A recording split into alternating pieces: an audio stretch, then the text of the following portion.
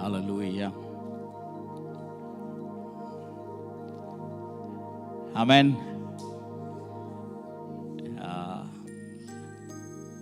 ஒருவரை ஒருவர் தேற்றுவது, ஒருவருக்கொருவர் துணையாக இருப்பது லவ்லி இல்லையா?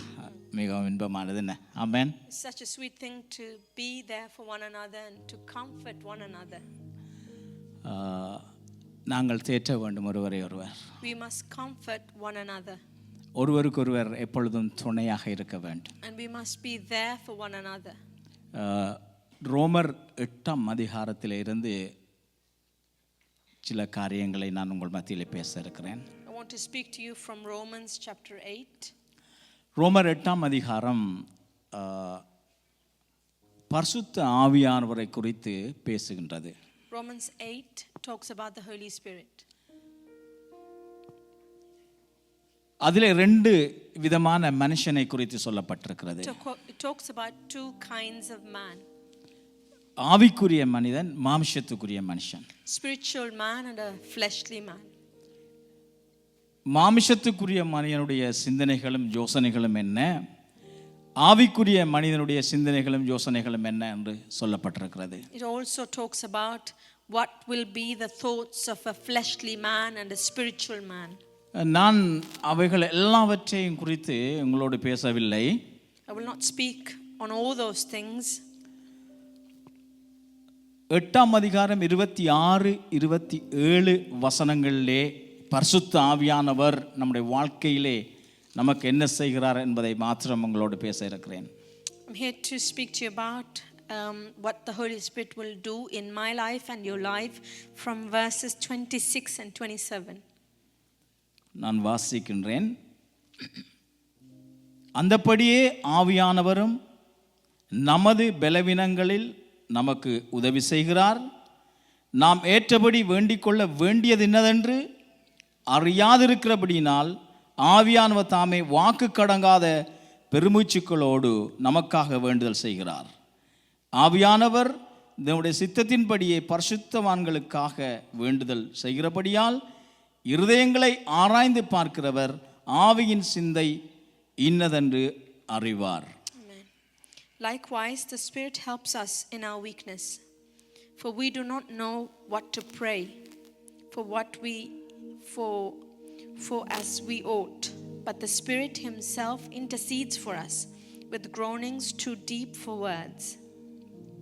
And He who searches the hearts knows what is the mind of the Spirit, because the Spirit intercedes for the saints according to the will of God. Amen. கடந்த நாட்களிலே நீங்கள் உங்களுடைய பாஸ்டர் கூடாக பரிசுத்த ஆவியானவரை குறித்து பார்த்து கொண்டு வருகின்றீர்கள். In the last weeks you've been seeing about the Holy Spirit. இன்றைய நாளிலும் என்னிடத்திலே கேட்டுக்கொண்ட பிரகாரம் இந்த பரிசுத்த ஆவியானவரை குறித்து நாங்கள் அங்கே தியானிக்க போகின்றோம். So as I was requested, we will meditate on the Holy Spirit today also. இந்த இடத்திலே பரிசுத்த ஆவியானவர் எங்களுக்கு 2 காரியங்களை செய்கிறார் என்பதை குறித்து நான் உங்களுக்கு சொல்ல விரும்புகின்றேன். I like to say the Holy Spirit does 2 things for us or in us. நமது பலவீனங்களில் நமக்கு உதவி செய்கின்றார். He helps us in our weaknesses. நாங்கள் எதற்காக ஜெபிக்க வேண்டும் என்று நாங்கள் தெரியாது இருக்கிற பொழுது எங்களுக்காக அவர் பரிந்து பேசுகிறார். When we do not know what to pray for, He intercedes for us. நமக்கு உதவி செய்கின்றார். He helps us. நமக்காக வேண்டுதல் செய்கின்றார். He also prays for us. நமக்கு உதவி செய்கின்றார். He helps us. நமக்காக வேண்டுதல் செய்கின்றார். He is also interceding and praying for us. எந்த நேரத்திலே நமக்கு உதவி செய்கிறார்? நம்ம பலவீனங்களின் மத்தியிலே. When does He help us? During the times of weakness. எமது பலவீனங்கள் மத்தியிலே, in our weaknesses, நாங்கள் சோர்ந்து போகும் பொழுது, when we are discouraged, அதைரியப்படும் பொழுது, when we are weakened, தோல்வியான நிலையில இருக்கும் பொழுது, when we are at a state of failure, தனிமையாக இருக்கும் பொழுது, when we are alone, வீழ்ச்சி அடைந்து போகும் பொழுது, when we have fallen, மன அழுத்தத்தில் இருக்கும் பொழுது, when we are in depression, கவலையோடு இருக்கும் பொழுது, when we are in sadness, போராட்டங்களில் இருக்கும் பொழுது, when we are battling and கஷ்டங்கள் struggling, மத்தியிலே இருக்கும் பொழுது, when we are suffering, பரிசுத்த ஆவியானவர் நமக்கு உதவி செய்கிறார். the Holy Spirit, He helps us. உதவி என்றால் மூல மொழிபெயர்ப்பிலே துணையாளர், துணையாய் இருக்கிறார் என்று சொல்லப்பட்டிருக்கிறது. When we say helper in the original version, it's a person, a companion, we can say. அந்த பவுஸ் என்ன அப்படி எதுன்னு சொல்றது அதுக்கு? Spouse. So a companion, a spouse, a person who's always there with you. அதாவது துணையாளர் என்றால் ஒரு கணவன் அல்லது மனைவிக்கு தான் சொல்லுவார்கள். When they say a companion, it's for a spouse, a husband or a wife. ஒரு திருமணம் நாள்ல நீங்க பாப்பீங்க, சில பொருத்தனைகளை பண்ணுவார்கள். So during the weddings you see some vows being taken. சுகத்திலும் துக்கத்திலும் இன்பத்திலும் துன்பத்திலும் மரணம் நம்மை பிரிக்கும் வரைக்கும் பிறர் முகம் பாராமல் இவளுக்கு துணையாய் இருப்பாயா? They'll ask whether it's sickness or death, sadness or happiness, will you be there for her? ஆம் இருப்பேன். And they will say yes, I will be. என்று சொல்லுவாங்க இல்லையா? கணவனும் சொல்லுவாங்க, மனைவியும் சொல்லுவார்கள். So both husband and the wife says the same thing. துணையாளர் என்றும் பரிசுத்த ஆவியானவர் சொல்லப்பட்டிருக்கிறது. So the Holy Spirit is our helper and He's our companion. துணையாளர் என்றால் எல்லா நேரத்திலும் இருப்பவர் தான் துணையாளர். Companion, He's there with us always. சந்தோஷத்தின் மத்தியில மாத்திரமல்ல, துக்கத்திலும் எங்களோடு இருப்பவர்கள். Not just in happiness but in sadness also. சில நேரங்கள் நாங்கள் எல்லாம் சரியா இருக்கும் பொழுது நிறைய மனுஷர்கள் நம்மளோடு இருப்பார்கள். சில நேரத்தில் எங்களுக்கு எல்லாமே இல்லாமல் போகும் பொழுது எல்லாரும் எங்களை விட்டு போய் விடுவார்கள். When we have many things, there'll be too many people with us, but when we lose things, people depart from us. ஆனா உண்மையான துணையாளர் என்றால் எல்லா நேரங்களிலும் நம்மளோடு கூட இருக்கிறவர்கள் தான் உண்மையான துணையாளராய் காணப்படுகிறார்கள். When we say a true companion or companions, they're always with us. பரிசுத்த ஆவியானவர் நம்முடைய பலவீனங்கள் நேரங்களிலே நமக்கு துணையாய் இருக்கிறார். Holy Spirit helps us in our times of weakness. இயலாத ஒரு சூழலில் இருக்கும் பொழுதும், when we are struggling, விழுந்து போய் இருக்கும் பொழுதும், even at the time when we are சோர்ந்து போய் falling, இருக்கும் பொழுதும், when we are discouraged, பிரச்சனைகளோடு இருக்கும் பொழுதும், when we face troubles, எல்லா நேரங்களிலும் இப்படிப்பட்ட ஒரு பலவீனங்கள் மத்தியிலே எங்களோடு கூட அருகிலே பரிசுத்த ஆவியானவர் இருக்கிறார் என்று சொல்லப்பட்டிருக்கிறது. in such times, in our times of weakness, it says the Holy Spirit is with us. ஆகவே ஒரு துணையாளர், ஒரு கணவன் அல்லது மனைவி எப்படி ஒரு கணவன் ஒரு மனைவிக்கு துணையாக இருக்கிறார்களோ அதே போல பரிசுத்த ஆவியானவர் இருக்கிறார் என்று இந்த இடத்திலே பார்க்கிறோம். We see that like a husband and a wife, when they are there for each other, Holy Spirit is also with us. துணையாக இருக்க வேண்டும் இல்லையா? Don't we need to be supportive for one another? கணவன் மனைவி துணையாக இருக்க வேண்டும். Husband and wife be supportive to one another. நேற்று நான் எப்சம் கிளாக் டவர் அதில் கொஞ்சம் வெயிட் பண்ணேன் கமல் வரும் வரைக்கும். ஒரு 75 வயசுக்கு மேலே இருக்கிற ஒரு ஜோடி கணவனும் மனைவியும் கையை கோத்துட்டு நடந்து தள்ளாடி கொண்டு போகிறார்கள், கையை கைக்குள்ளால போட்டுட்டு. I was waiting at the clock tower in Epsom. There was a couple 75 years old and above. They were holding each other's hand and just walking. எப்படி அது? See how sweet that is. சில நினைக்கிறது அரவணைத்தால் ஹக் பண்ணால் அது சிலருக்கு வேறொரு mind ஒன்று வந்துடும். When there is some embracing, people have different thoughts. நிறைய மக்கள் பரிசம் அரவணைப்பதிலே சுகமடைகிறார்கள். Many people are healed in that embracing. அழுகிற மக்களோடு கூட நீங்க ஒன்று சொல்லத்துல போய் ஒரு ஹக் பண்ணாலே போதும். When there's people in tears, you just have to embrace and give them a hug. சர்ச்சுக்கு வந்து காலையில் வந்த உடனே செல்விஸில் வந்து கையை தந்து எல்லாரும் கொடுத்துட்டு வந்த பாஸ்டர் உங்களுக்கும் ஒரு பரிசம், ஒரு அரவணைப்பு, ஒரு தொடுதல். When Sylvia sister came this morning, she was saying hello and handshaking everyone, and just there's such an embracement. இப்போ நான் உங்களுக்கு என்ன செய்ய சொன்னேன் மெசேஜுக்கு முதல்? What did I tell you to do before the message? சுகம் உண்டாகிறது. There's healing in that. ஆகவே அது கணவன் மனைவியின் தான், பெற்றார் பிள்ளைகள் ஃப்ரெண்ட்ஸ்மார் விசுவாசிகள் நாங்கள் அரவணைத்து அவர்களுக்கு நம்முடைய அன்பை தெரிவிக்க வேண்டும். Whether it's husband or wife or believers or friends, we have to embrace them, hug them and show them our love. அது not sexual. It's not sexual. அது நம்முடைய அன்பை நாங்கள் வெளிப்படுத்துகிறோம். It shows love. அது அவர்களை சுகப்படுத்துகிறது. It heals them. அது அதை ஆறுதல் படுத்துகிறது. It brings comfort.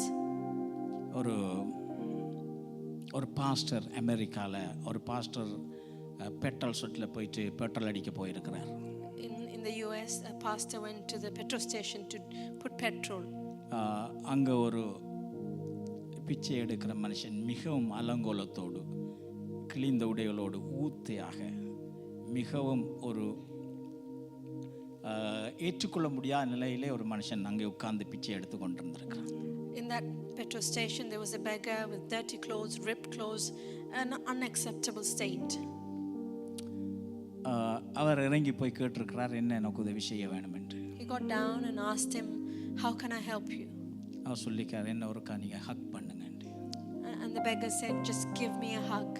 அவர் உடனே ஹக் பண்ணியிருக்கிறார், அணைச்சிருக்கிறார். And the man that pastor just hugged the beggar. அந்த மனுஷனுடைய கண்ணால தண்ணி ஊத்தி இருக்கிறது, கண்ணீர். And the beggar had tears in his eyes. அவனுக்கு யாருமே இல்லை.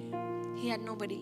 அவன் தனிமையிலே ஒரு அரவணைப்பு இல்லாதபடி இருந்த மனுஷன் இந்த பாஸ்டர் இந்த அசுத்தமும் பார்க்காமல் அருவருப்பு பார்க்காமல் அவனை கட்டி அணைத்த உடனே அவன் உள்ளம் உடைந்தவனாய் மாறிவிட்டான். And when that pastor just hugged him without any hesitation, he had tears in his eyes. கடவுளுடைய அன்பு அவனுக்குள்ளே கடந்து போனது. The love of God went into him.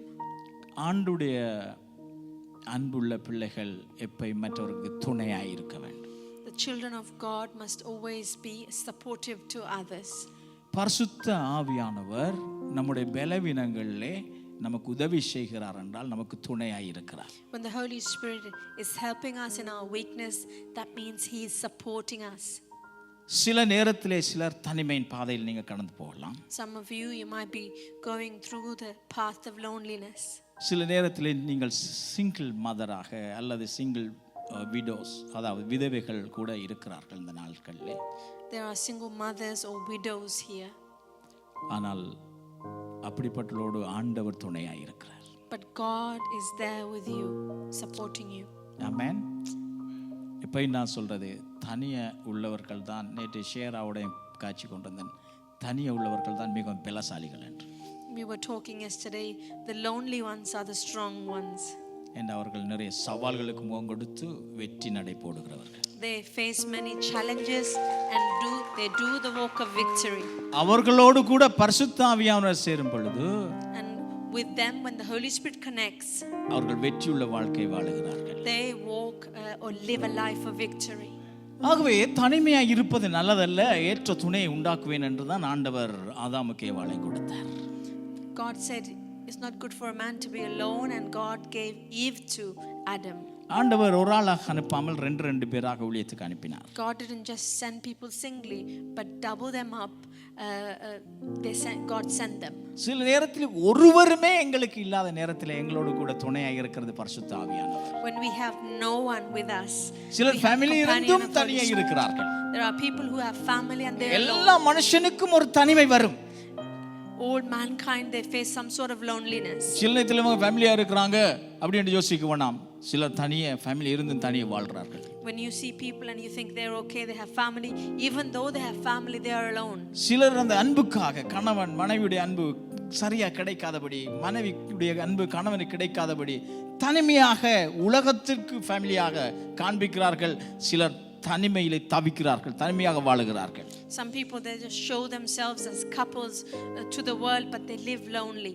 அது அந்த என்ன அன்பை எதிர்பார்க்கிறார்கள்? அவர்களுக்கு அங்கே அன்பு, அரவணைப்பு, ஒரு ஆதரவை அந்த மக்கள் எதிர்பார்க்கிறார்கள். What they expecting is comfort, embracing and supportiveness. ஆகவே ஆண்டவர் அப்படிப்பட்ட மக்களுக்கு பரிசுத்த ஆவியானவர் துணையாய் இருக்கிறார். And for these kind of people, Holy Spirit is their helper. ஆகவே நான் ஒரு காரியத்தை நான் உங்களுக்கு சொல்லுகிறேன். So I want to share one thing with you. பரிசுத்த ஆவியானவர் துணையாய் இருக்கிறது போல நீங்கள் ஒருவருக்கொருவர் துணையாயிருங்கள். Like how the Holy Spirit is supporting one another, helping one another, we must help each and every one of us. பலமுள்ள நேரத்திலே மாத்திரமல்ல, பலவீனமான நேரத்திலும் அவர்களோடு அன்பாயிருங்கள். Not just in someone's strength, even in their weakness, be a strength to them. என்றால் இதில் சொல்லுகிறது பலவீனங்களில் நமக்கு உதவுகிறார். It says in our weaknesses he helps us. இருக்கிற நேரத்திலே அல்ல, எங்களுக்கு ஒரு அன்பு தேவைப்படும் பொழுது, எங்களுக்கு ஒரு ஆலோசனை தேவைப்படும் பொழுது, not just when we have everything, but when we are in need of love or counsel. நாங்கள் சிலர் என்னோட யாராவது பேச மாட்டார்களா என்று கூட இருப்பார்கள். There are people just waiting for someone to talk to them. அவர்களோடு உட்கார்ந்து பேசினாலே அவர்களுக்கு ஆறுதல் கிடைத்துவிடும். When we just sit down and talk to them, they receive that comfort. ஆகவே இந்த இப்படியான நேரத்திலே தேவனுடைய பிள்ளைகள், பரிசுத்த ஆவியானவர் எப்படி நமக்கு உதவி செய்கிறாரோ அதே போல தேவனுடைய பிள்ளைகளும் உலகத்திலே எத்தனையோ கைவிடப்பட்ட மக்கள் அவர்களுக்கு ஆதரவாய் இருக்க வேண்டும், அன்பாய் இருக்க வேண்டும். Like how the Holy Spirit helps us, we as children of God must help those who have been abandoned or who have no one in this world. இரண்டாவது, the second thing, எங்களுக்காக வேண்டுதல் செய்கிறார். he intercedes for us. வாக்கு கடங்காத பெருமூச்சுக்களோடு ஏற்ற நேரத்திலே என்னத்துக்காக ஜெபிக்கிறேன்னு தெரியாமல் இருக்கும் பொழுது பரிசுத்த ஆவியானவர் வேண்டுதல் செய்கிறார். With groanings too deep for words, when we do not know what to pray for, the Holy Spirit he intercedes and prays for us. இதை சரியான ஒரு மொழிபெயர்ப்புக்குள்ளே வருவோமானால், if we come into the right interpretation of this, எங்களுடைய விண்ணப்பங்கள், எங்களுடைய ஜெபங்கள், எங்களுடைய தேவைகள் அல்லது மனதின் எண்ணங்களை வார்த்தையின் வடிவினால் சொல்ல முடியாமல் நாங்கள் மூச்சு விடும் பொழுது, when we cannot bring out our thoughts and the things that we go through in life with words, and when we just sigh, பெருமூச்சு விடும் பொழுது, when we just sigh, ஆண்டவரே, when we say God, எல்லாரும் மூச்சு விடுங்க பாப்பா. shall we do that? Just sigh. Lord, Jesus, ஆண்டவரே. நீங்க நிறைய நம்ம அப்படி சொல்றோம் இல்லையா? We do that many மனசுல times. பாரத்தை வச்சு சொல்றோம். சிலவுல போயிட்டு உட்காருவோம், தலைக்கு மேல பிரச்சனை, முடிவே இல்லை இதுக்கு. ஏசப்பா, we have too many problems above our heads and we think about Jesus. சொல்றோம் தானே? We say that, is வார்த்தையில வார்த்தை வடிவமா வருதில்லை. we're not able to fashion them out of words. மூச்சு தான் வருது. Just air coming out, breath coming out of us. அந்த மூச்சை பார்த்து பரிசுத்த ஆவியானவர் அந்த ஜெபத்தை ஆண்டவரத்துல கொண்டு போறார். And when the Holy Spirit sees our sigh, he takes our prayer to God. Amen. Thank you, God. விளங்குதா உங்களுக்கு? Do you understand this? சில தேவைகள் உங்களுக்கு ஜெபிக்காம சந்திக்கப்படுதுன்னு தெரியுமா? Do you know why some needs are being met even when we don't pray for them? உங்களோட மூச்சை பரிசுத்த ஆவியானவர் பார்த்தபடினால. Because the Holy Spirit has seen our sighs. ஆகவே உங்களுடைய பெருமூச்சும் ஒரு ஜெபமாய் இருக்கிறது. Even our sighing, it's a prayer. ஹல்லேலூயா.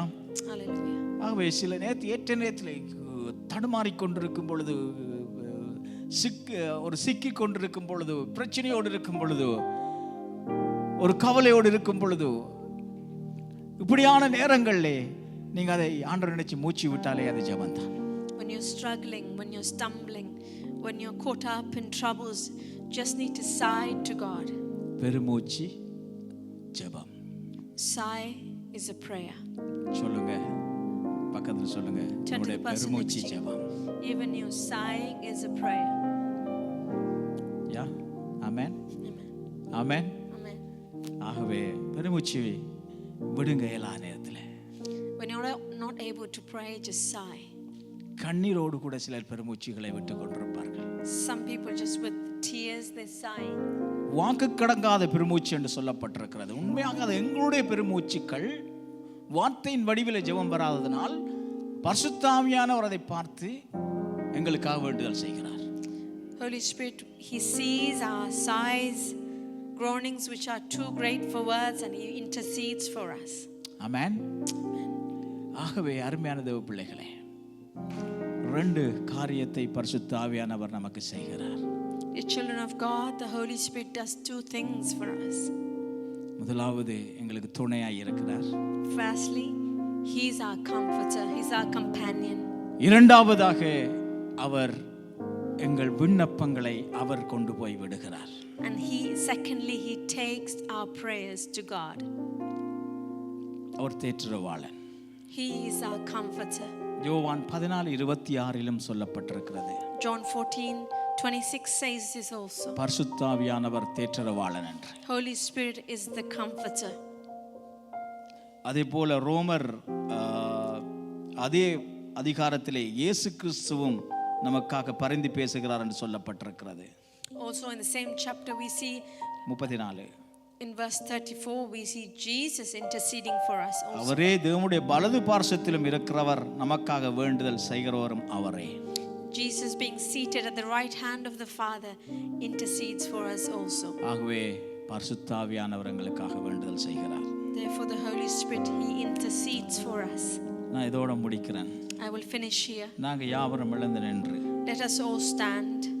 எங்களுடைய வாழ்க்கையை அவருக்கு ஒப்பு கொடுப்போம். Let us surrender our lives to Him. எங்களுடைய ஜீவியத்தை அவருக்கு ஒப்பு கொடுப்போம். Let us surrender our lives to Him. தனிமையின் பாதை உங்களுடைய வாழ்க்கையிலே பல நேரங்களிலே உங்களை இடற வைத்திருக்கலாம், கவலைகள் வேதனைகளை கொண்டு வந்திருக்கலாம். Maybe the path of loneliness have made you stumble or worry or struggle. பரிசுத்த ஆவியானவர் சொல்லுகிறார், நான் உனக்கு துணை நிற்கிறேன் என்று.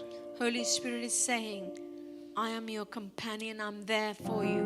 நீங்கள் நம்பினவர்கள் உங்களை ஏமாற்றி இருக்கலாம், உங்களை கைவிட்டிருக்கலாம், உங்களை விட்டு தூரமாய் போயிருக்கலாம். Maybe the people that you've trusted or relied on, they've gone far from you or cheated on you. ஆனால் பரிசுத்த ஆவியானவர் சொல்லுகிறார், நான் உங்களுக்கு துணை நிற்கிறேன் என்று. But the Holy Spirit is saying, I am there for you. நீங்கள் பலவீனத்திலே உங்களை மற்றவர் புறக்கணித்து இருக்கலாம், சில நேரத்தில் நீங்கள் வீழ்ந்து போகும்பொழுது உங்களை குற்றம் சாட்டி உங்களை ஒதுக்கி இருக்கலாம். ஆனால் உங்கள் பலவீனத்தின் மத்தியிலும் நான் உனக்கு துணையாய் இருக்கிறேன் என்று பரிசுத்த ஆவியானவர் சொல்லுகிறார். Maybe in your weakness people have left you and blamed you, but the Holy Spirit is saying, I'm there with you at your times of weakness. நான் உன்னை நேசிக்கிறேன் மகளே, மகனே என்று பரிசுத்த ஆவியானவர் சொல்லுகிறார். Holy Spirit is saying, my son, my daughter, I love you. நான் ஒருபோதும் உன்னை கைவிட மாட்டேன் என்று இந்த பரிசுத்த ஆவியானவர் சொல்லுகிறார். Holy Spirit is saying, I will never forsake you. உன்னுடைய பெருமூச்சுக்களை நான் பார்க்கின்றேன் என்று பரிசுத்த ஆவியானவர் சொல்லுகிறார். He is saying, I see your sighs. ஒவ்வொரு நிமிஷத்திலும் நேரத்திலும் நான் உன்னோடு கடந்து வருகிறேன் என்று பரிசுத்த ஆவியானவர் சொல்லுகிறார். Every minute, every moment, I'm walking with you. உன் துக்கம், உன்னுடைய கவலைகள், உன்னுடைய போராட்டங்கள், உன்னுடைய தவிப்பு, தனிமை, எல்லா நேரங்களில் நான் உன்னோடு கூட வருகிறேன் என்று பரிசுத்த ஆவியானவர் சொல்லுகிறார். He's saying, at your times of worry, struggle and tears, I am traveling with you. நான் துணையாய் இருக்கிறேன் என்று பரிசுத்த ஆவியானவர் சொல்லுகிறார். He is saying, I am your companion. சற்று நேரம் எங்கள் கரங்கள் 2 பரலோகத்துக்கு நேராக உயர்த்தி நாங்கள் ஆண்டவரை மகிமைப்படுத்துவோமா? அந்த பரிசுத்த ஆவியானவரே, வாங்க பரிசுத்த ஆவியானவரே என்று கூப்பிடுவோமா? Let's lift up our hands and ask the Holy Spirit, come Holy Spirit. எனக்கு உதவி செய்யுங்க பரிசுத்த ஆவியானவரே என்று சொல்லுவோம். Will you say, Holy Spirit, help me? எனக்கு உதவி செய்யுங்க. Help me. பரிசுத்த ஆவியானவரே, இந்த வாழ்க்கைக்குள்ளே வாங்க, இந்த பிள்ளைகளுக்கு உதவி செய்யுங்க. இந்த குடும்பத்துல எனக்கு ஆவியானவரே, நான் என்ன வேண்டுவதற்கு தெரியாம இருக்கிறேன், எனக்கு உதவி செய்யுங்கன்னு சொல்லி அவரை நோக்கி கேட்போம். அருமையான பிள்ளைகளே, let's look up to him and say, Holy Spirit, help me. I do not know what to do. Help my family and help my children.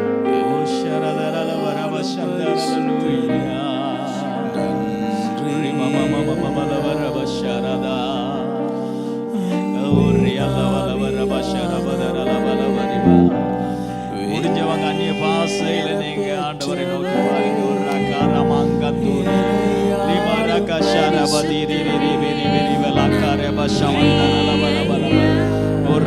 Kariba Chandra லவரியா தல லவரா ஷமந்தர லவரா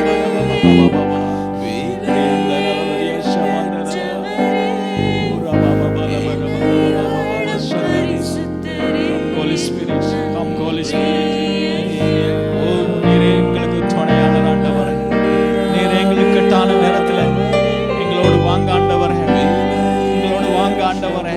நாங்கள் விழுந்து போகும் பொழுது எங்களை தூக்கி விடுங்க ஆண்டவரே, நாங்கள் சோர்ந்து போகும் பொழுது எங்களை பலப்படுத்துங்க ஆவியானவரே. ஆண்டவரே நீரே எங்களுக்கு துணை, நீரே எங்களுக்கு அழைக்கலாம் ஆவியானவரே, எங்களை தேற்று.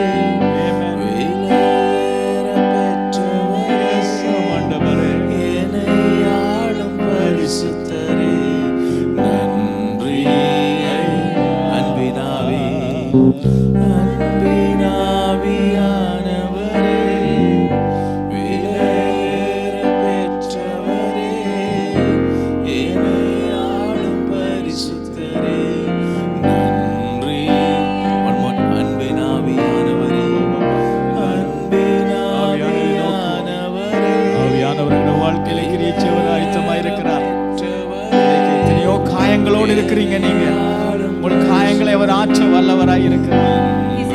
எவ்வளவோ புறக்கணிப்புகள், எவ்வளவோ அவமானங்கள், ஆவியானவர் தேற்றரவாளர் உதவி செய்கிறார் உங்களுக்கு, உங்களுக்கு ஹெல்ப் பண்ணுகிறார் ஆவியானவர்.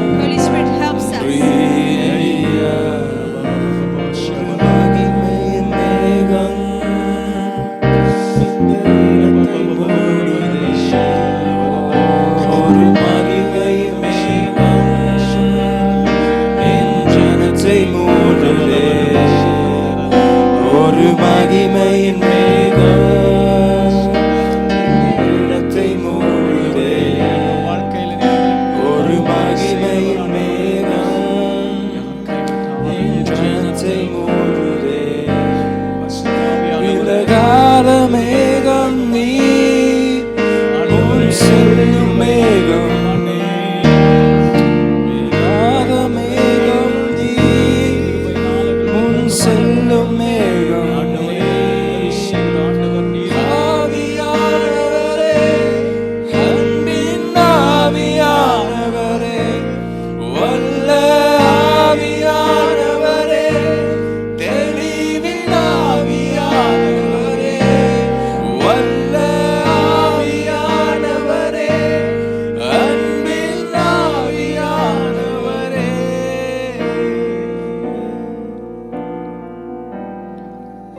என் பேச்சில, என் மூச்சில, என் சொல்லில, என் செயலில கலந்திருக்கீங்க.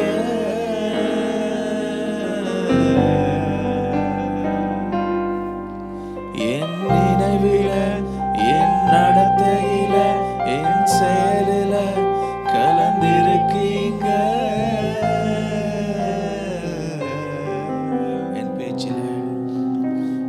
பேச்சில, என் மூச்சில, என் சொல்லில, என் செயலில கலந்திருக்கீங்க.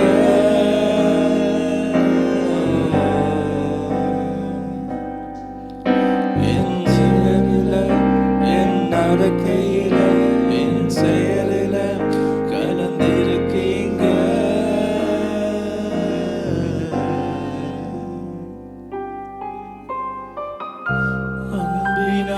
ஆவியானவரே, Holy Spirit, ஆளும் பரிசுத்தரே நன்றி ஐயா. ஆவியானவரே, விலையேற பெற்றவரே, என்னை ஆளும் பரிசுத்தரே நன்றி ஐயா. ஆவியானவரே, விலையேற பெற்றவரே, என்னை ஆளும் பரிசுத்தரே நன்றி ஐயா. வாழ்க்கையை ஆண்டவருக்கு கொடுங்க. இந்த நேரத்தில் இந்த இடத்துல ஒரு சிலர் தனிமையை உணர்ந்து கொண்டு வேதனையோடு இருக்கிறத ஆண்டவர் காண்பிக்கிறார்.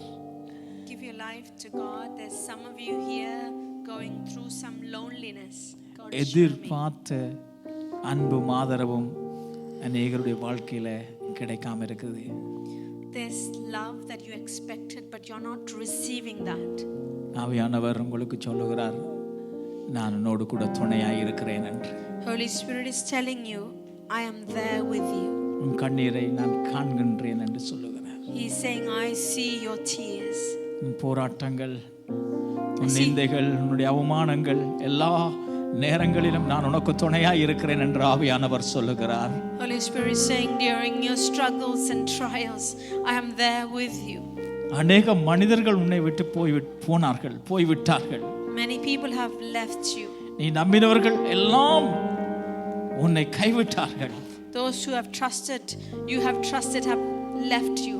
ஆனால் எல்லா நேரங்களிலும் அருமையான மகளே, நான் உன்னோடு கூட வந்தேன் என்று சொல்லுகிறார். But Holy Spirit is saying, dear daughter, I'm going to go with you. உன்னுடைய கண்ணீரை நான் கண்டேன் என்று ஆவியானவர் சொல்லுகிறார். Holy Spirit is saying, I see your tears. உன் தனிமையின் பாதை, அருமையான மகனே, உன் தனிமையின் பாதையை நான் பார்த்திருக்கிறேன் என்று ஆண்டவர் சொல்லுகிறார். God is saying, my son, I have seen your path of loneliness.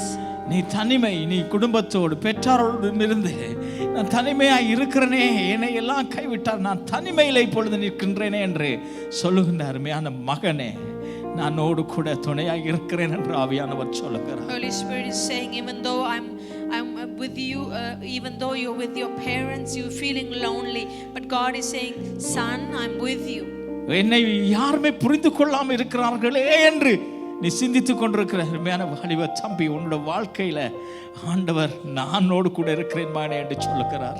God is saying to the young boy, God is saying, you're saying Jesus. Nobody understands me. God says, I understand you. நான் உன்னை கொண்டு போகின்ற பாதை நான் உனக்கு காண்பிப்பேன் என்று சொல்லுகிறார். He's saying, I will show you the way.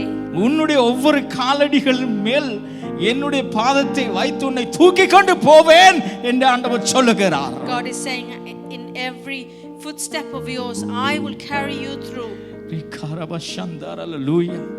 உன்னை நான் கைவிடவில்லை, உன்னை நினைத்திருக்கிறேன், உன்னை என் உள்ளக்கையில் வளைந்திருக்கிறேன் என்று ஆண்டவர் சொல்லுகிறார்.